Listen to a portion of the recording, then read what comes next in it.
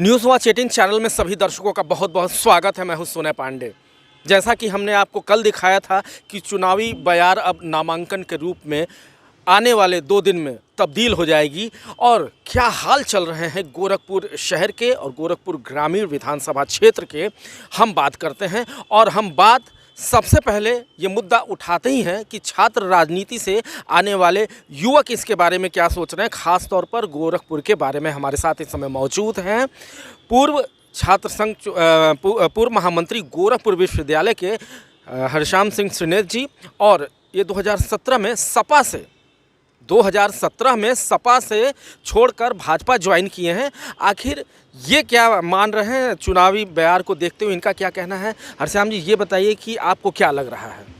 देखिए, लगने का क्या है, पूर्वांचल महाराज जी का शुरू से गढ़ रहा है और घर रहा है उनका, और महाराज जी ने बहुत विकास के काम किए हैं। चाहे पूर्वांचल एक्सप्रेसवे हो, चाहे गोरखपुर के अंदर तमाम ऐसी योजनाएं हैं। सबसे बड़ी समस्या जल भराव की हुआ करती थी, आज उस पर भी उन्होंने तरकुलही का रेगुलेटर बना के एक ऐसा इतिहास रचा है और विकास की एक अमर गाथा उन्होंने लिखी है, जिसके कारण गोरखपुर जिला ही नहीं पूरा पूर्वांचल भाजपामय है, भगवामय है, और पूज्य महाराज जी के साथ कदम से कदम मिला के चल रहा है और 100% सीटें लाने का संकल्प ले चुकी है जनता। हरश्याम जी, अभी आपने बात की है कि जल भराव की, मैं भी गया हूँ, ग्राउंड रिपोर्टिंग किया हूँ।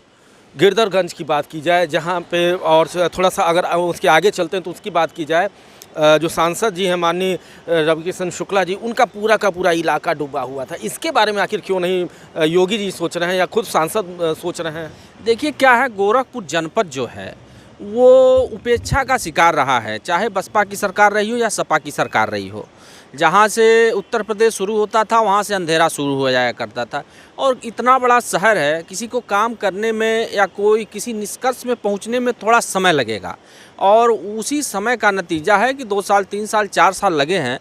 लेकिन आने वाली बरसात में आपको किसी सड़क पे एक बूंद पानी नहीं मिलेगा, और सारे रामगढ़ ताल से पानी निकाल के तरकुलही रेगुलेटर से बाहर कर दिए जाएंगे, और एक बरसात में भी एक अच्छा और सुखमय माहौल हम लोग देने जा रहे हैं गोरखपुर वासियों को। श्याम जी, सबसे बड़ी बात है कि ठीक है, आप भी गोरखपुर में हैं, मैं भी गोरखपुर में हूँ, विकास को हम भी देख रहे हैं, आप भी देख रहे हैं। लेकिन अगर सपा की बात की जाए तो उनका कहना है कि चिड़ियाघर की ज़मीन उन्होंने दी थी, एम्स की स्थापना उन्होंने कराई थी। ये सारी बातें तो ये कहाँ तक मतलब लाजमी है।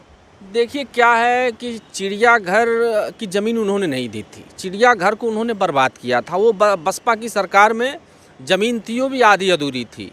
वो एम्स पे भी क्लेम करते हैं, तो उनका काम ही है सब चीज़ों पे क्लेम करना, लेकिन धरातल पर लाना और घोषणा करना दोनों अलग अलग विषय हैं। दूसरी चीज़, सब समाजवादी पार्टी के नेता ये कहते हैं कि हमने ये कर दिया, हमने वो कर दिया, हमने एक्सप्रेसवे बनवा दिया। ये बताइए कि उन्होंने मुलायम सिंह के पैसे से सब बनवाया है क्या?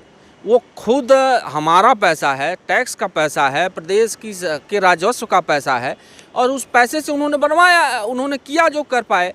लेकिन उसमें कितनी लूट हुई, कितनी खसोट हुई। महाराज जी ने सार्वजनिक मंचों से कहा है कि जो पूर्वांचल एक्सप्रेसवे 2016 में अखिलेश यादव 15,500 करोड़ में, 15,200 करोड़ में बनवा रहे थे, वो पूज्य महाराज जी ने 2018-19 में उन्होंने उसको, और आज बन के वो तैयार है, 12,200 करोड़ में उन्होंने बनवा दिया।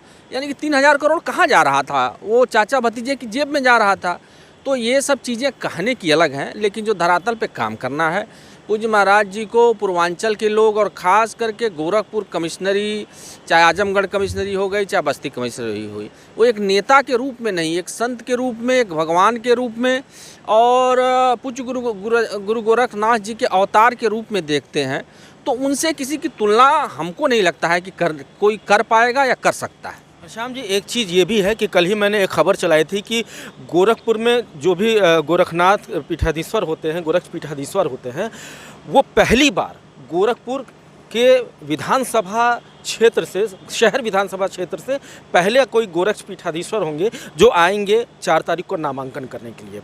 दूसरा सवाल ये होता है कि 2017 की अगर बात की जाए तो उस समय मोदी वेव चल रहा था, मोदी की लहर चल रही थी, लेकिन इस बार ऐसा कुछ देखते हुए नहीं नज़र आ रहा है धरातल पे। तो क्या इस बार जाति समीकरण कुछ अपना आंकड़ा इधर उधर करेंगे?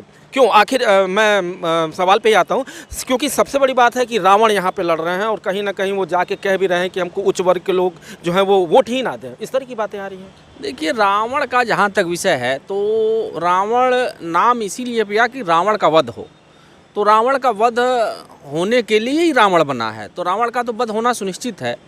और रही बात जाति समीकरण की या 2017 के चुनाव की, तो हम लोग तो मानो फील्ड में हैं, गांव-गांव जा रहे हैं, ज़िले-ज़िले जा रहे हैं।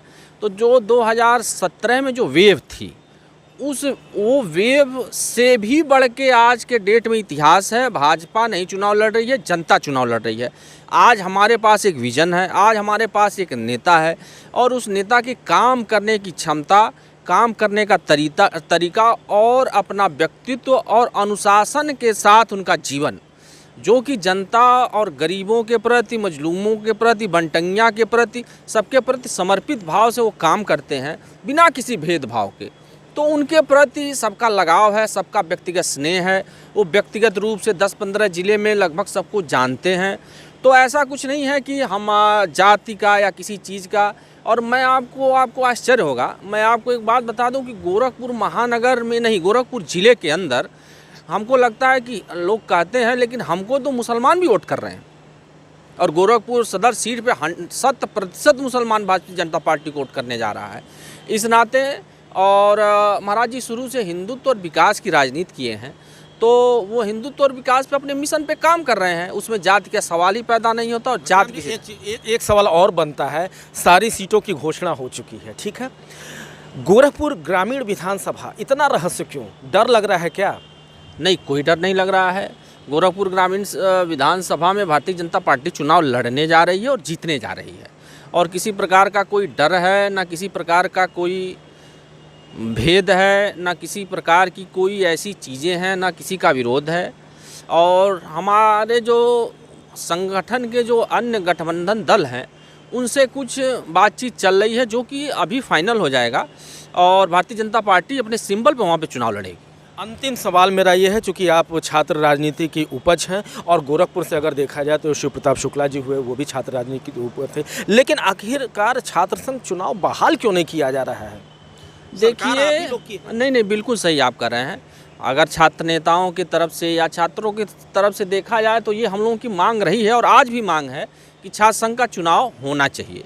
लेकिन पूर्वांचल के अंदर 2017 के पहले गुंडों माफियाओं का राज था, उनका सफाया अब हो चुका है। और अब निश्चित रूप से मैं आपको आश्वस्त करता हूं कि निश्चित रूप से अगले सत्र से गोरखपुर विश्वविद्यालय में छात्र संघ का चुनाव होगा और बहुत ही शांतिपूर्ण तरीके से होगा। तो चलिए, इन्हीं दावों और इन्हीं वादों के बीच आप हमारे साथ बने रहेगा। हमारे साथ इस समय मौजूद थे गोरखपुर विश्वविद्यालय के पूर्व महामंत्री हरिश्याम सिंह श्रीनेत जी, और वो सीधे सीधे अब राजनीति में आ चुके हैं, भाजपा का दामन थाम चुके हैं पिछले 5 साल पहले। और उनसे हमने बात की और उन्होंने बड़ी ही बेबाकी से अपनी बातों को रखा और कहा कि अगर गोरखपुर की जनता, मतलब ये जातीय चुनाव नहीं है, ये जनता चुनाव लड़ रही है। तो अगले बार किसी और शख्सियत के साथ, तब तक के लिए हमें इजाज़त देते रहिए और देखते रहिए न्यूज़ वॉच 18।